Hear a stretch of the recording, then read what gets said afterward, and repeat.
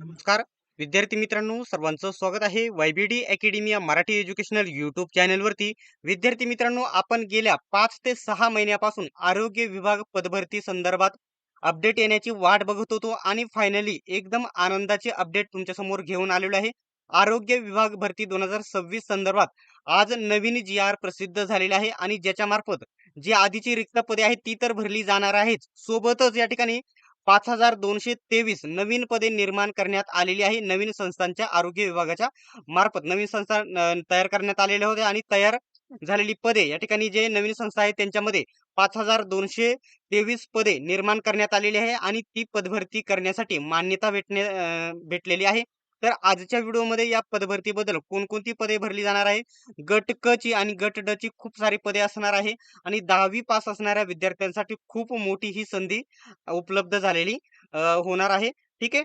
तर विद्यार्थी मित्रांनो, संपूर्ण माहिती सांगणार आहे. एवढंच म्हणणं आहे की चॅनलला सबस्क्राईब करा. सर्व अपडेट सर्वात पहिल्यांदा आणि बरोबर समजावून तुम्हाला इथे मी सांगत असतो. त्यासाठी फक्त विनंती एवढीच आहे की सबस्क्राईब करा आणि बेल आयकॉनलाही ऑन करा आणि कुठे भेटेल तर आपला जो YBD टेलिग्राम ग्रुप आहे जॉइन करा. लिंक तुम्हाला डिस्क्रिप्शन मध्ये देत आहे. काय अपडेट आहे, काय माहिती आहे, किती पदे आहेत, कोणकोणती पदे आहेत, चला बघूयात. ठीक आहे.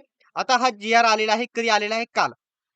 ठीक आहे. इथं बघू शकता काल आलेला आहे. आज आहे 25 तारीख आहे, 25 जून आहे. मी थोडासा बाहेर असल्यामुळे काल दिनांक 24 जून 2026 रोजी हा आला. बाहेर असल्यामुळे मला तुम्हाला ही अपडेट देता आली नाही, त्याबद्दल क्षमस्व. नक्की इथून पुढे सर्व अपडेट वेळेतच सर्वात पहिल्यांदा तुम्हाला इथे भेटतील. तर काल दिनांकाचा हा आलेला आहे. कशाबद्दल आहे आणि शासन निर्णय काय झालेला आहे बघू शकता. राज्यातील 50% पेक्षा जास्त बांधकाम झालेल्या नवनिर्मित श्रेणीवर्धित आरोग्य संस्थांकरिता पदनिर्मिती करण्याबाबत. आता एक गोष्ट लक्षात घ्या, शासनामार्फत जवळजवळ वेगवेगळे नवीन हॉस्पिटल किती बांधण्यात आलेले आहे? 200-250 प्लस पेक्षा जास्त नवीन हॉस्पिटल बांधण्यात आलेले आहे आणि त्याच्यामध्ये ज्या हॉस्पिटलांचं काम, ज्या संस्थांचं काम किती 50% बांधकाम, जे बांधकाम चालू होतं नवीन इमारती वगैरे हॉस्पिटल बांधण्याचं 50% पेक्षा जास्त बांधकाम पूर्ण झालंय, म्हणजे निम्म्यापेक्षा जास्त पूर्ण झालं आहे. त्यांच्यामध्ये त्या संस्थांमध्ये पदनिर्मिती करण्याबाबत ही मान्यता देण्यात आलेली आहे आणि त्यांच्यामध्ये पदे भरण्यास पदभरती करायला सांगितले आहे. जेणेकरून आता 50% काम पूर्ण झालं आहे. ज्यावेळेस लगेच पूर्ण होईल त्यावेळेस लगेच त्यांना जॉईनिंग करून म्हणजे या ठिकाणी तिथून पुढची प्रोसेस चालू करता येईल. आरोग्य विभागामार्फत हे परिपत्रक प्रसिद्ध करण्यात आलेले आहे. हे सार्वजनिक आरोग्य विभाग आहे, ज्याच्यामध्ये झेडपीची आणि बिगर झेडपीची दोन्ही पदे याच्यामध्ये असतात. ठीक आहे. संपूर्ण फक्त 2 ते 3 मिनिटांमध्ये संपूर्ण तुम्हाला समजावून सांगेल. फक्त व्हिडिओ शेवटपर्यंत बघा. आता या ठिकाणी हे वेगवेगळ्या संस्था आहेत, त्यांचे इथे क्रमांक वगैरे दिलेले आहे आणि माहिती दिलेली आहे सर्व. हे महत्वाचं नाही. महत्वाचं काय आहे ते पुढे मी तुम्हाला सांगणार आहे. आता हा शासन निर्णय 2 मिनिटांमध्ये नीट समजावून सांगतो. एक गोष्ट लक्षात घ्या, बघू शकता.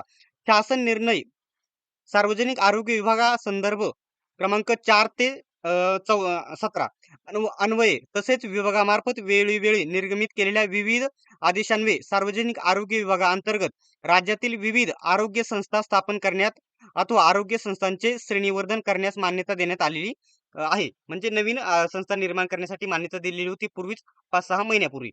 यापैकी ज्या आरोग्य संस्थांचे बांधकाम मी आधी सांगितले 50% व त्यापेक्षा अधिक पूर्ण झालेले आहे.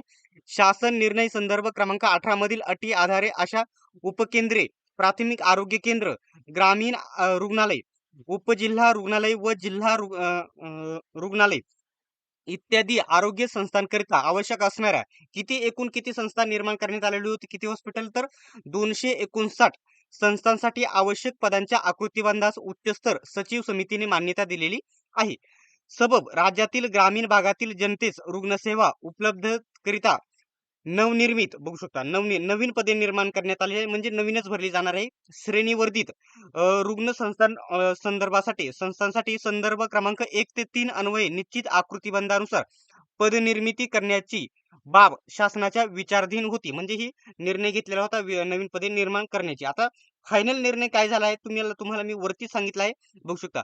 राज्यातील 50% व त्यापेक्षा अधिक बांधकाम पूर्ण झालेल्या नवनिर्मित व श्रेणीवर्धित एकूण बघू शकता 259 जे संस्था आहेत किंवा रुग्णालय आहेत त्या संस्थांसाठी शासन निर्णय संदर्भ क्रमांक 1 ते 3 मधील पदांच्या आकृतिबंधानुसार आवश्यक असलेल्या बघू शकता आवश्यक किती आहेत तर 7,955 पदांपैकी वेळोवेळी उच्चस्तर सचिव समितीने यापूर्वी मान्य केलेली 2732 पदे वगळून मंजूर केलेली, म्हणजे सर्व मंजूर पदे याच्यामध्ये किती आहेत संस्थानकरता किती आहेत?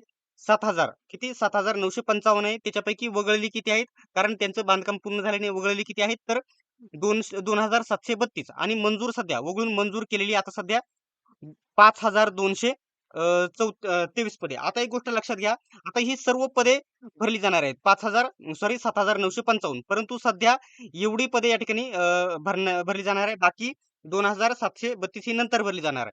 5,723 पदे नव्याने मंजूर करण्यास व आरोग्य संस्थेचे कामकाज सुरू करण्यास मान्यता देण्यात येत आहे. म्हणजे पदभरतीसाठी मान्यता देण्यात आलेली आहे. आता पुढे लक्षात घ्या, प्रत्येक जिल्ह्यामध्ये वेगवेगळ्या संस्था आहे आणि प्रत्येक जिल्ह्यामध्ये वेगवेगळी पदे भरली जाणार आहे. समजा पुण्याला 200 भरली जातील, मुंबईला 500 भरली जातील, बीडला 150 भरली जातील, अशी वेगवेगळी पदे असणार आहेत. तर कोणकोणती पदे असणार आहे हे मी तुम्हाला सांगणार आहे. आता हे ठाणे एकूण किती पदे असणार आहे? 258-59 वेगवेगळे रुग्णालय आहेत. त्यांच्यामध्ये 5,223 पदे भरायची आहे. आता ठाण्याला किती पदे भरली जाणार आहेत? इथं बघा.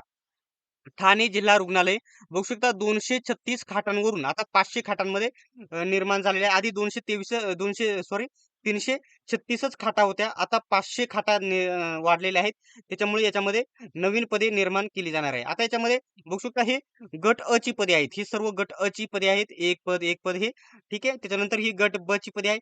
आता आपल्यासाठी सर्वात महत्वाची जी पदे आहेत ना, गट क ची पदे आहेत. गट क ची पदे आहेत. इथे बघू शकता गट क ची पदे. परिचारिका 13 पदे, अधिपरिचारिका इथे बघू शकता 41 पदे, अशी एकूण 54 पदे. त्याच्यानंतर रक्तपेढी तंत्रज्ञ एक पद आहे.